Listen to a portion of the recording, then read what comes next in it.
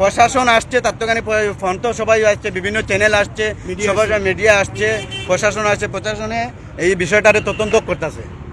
হ্যাঁ, মালিক পক্ষও আসছে, শ্রমিক সংগঠনের পক্ষ লোক আসছে এবং রোগীরও লোক আসছে। আমরা এই বর্তমানে রোগীরে আমরা চিকিৎসাধীন আছে, চিকিৎসা চলতেছে। না, প্রথম আমরা তো টেলিফোনে আমরা ফোন পাই আসছি। এখানে জিজ্ঞাসা করছে যে দোকানদার তারাও তো জার্জির ছবি জার্জির কাজে ব্যস্ত। হঠাৎ একটা শব্দ হয়েছে, মানুষ জড়ো হয়ে গেছে, লাইন যানজট সৃষ্টি হয়েছে। পরে না আমরা খবর আসছি, খবরই আমরাও আসছি, আসা পরে দেখছি উসমানী মেডিকেলের রূপ পাঠাইছি, আবার এই রাকিব আলী মেডিকেলের রূপ পাঠাইছি। আমরা এই জায়গায় পাই নাই, আমরা তাৎক্ষণিকভাবে বুঝতে পারছি উনার মানুষ আসার পরে আমরা জানতে পারছি উনি কুইন্স একটা প্রাইভেট ক্লিনিকে আসছেন। তারপরও আমাদের উনি উনার দ্বারাও আমাদের মালিক সমিতির মানুষ গেছেন বা গাড়ির মালিক উনি নিজেই গেছেন, উনি ছিলেন এই জায়গায়, উনি আইসা দেখছেন। উনি আবার কথা বলছেন, এই প্রশাসনের লোকের কথা বলছেন, বা যেটা হচ্ছে বা এই রুগীর মানুষের সাথে কথা বলছেন, বা যেটা হচ্ছে আমরা বসে মীমাংসা করে যেটা হয়েছে এটা তো আর পারবো না, আমরা বসে মীমাংসা করে আমরা যাই দেখি রুগীর কী অবস্থা আছে, রুগীকে আগে সুস্থ করি, তারপর বসে আমরা আলোচনা করে একটা সামাজিকভাবে একটা এই দায়ভার করে নেব।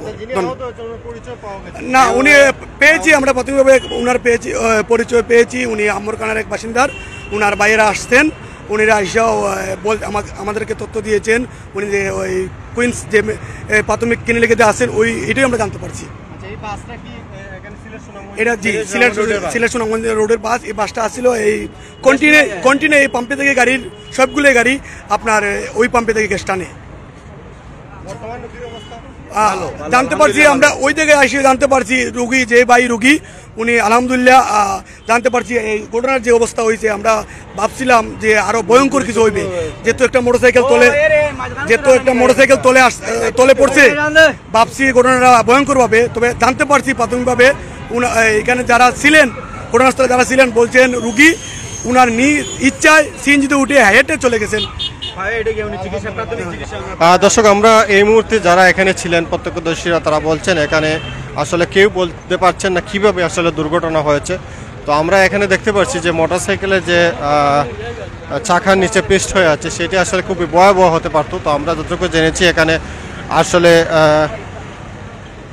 সেটি হয়নি, কারণ যিনি মোটরসাইকেল আরোহী ছিলেন উনি আসলে একটি গুরুতর আহত হয়েছেন। উনি নিজেই আসলে প্রত্যক্ষদর্শীরা জানিয়েছেন যে উনি নিজে হেঁটে হেঁটে হসপিটালে গেছেন এবং উনাকে অনেকেই দেখতে গিয়েছেন এবং উনি সুস্থ আছেন। এখন পর্যন্ত আমরা জেনেছি উনি সুস্থ আছেন এবং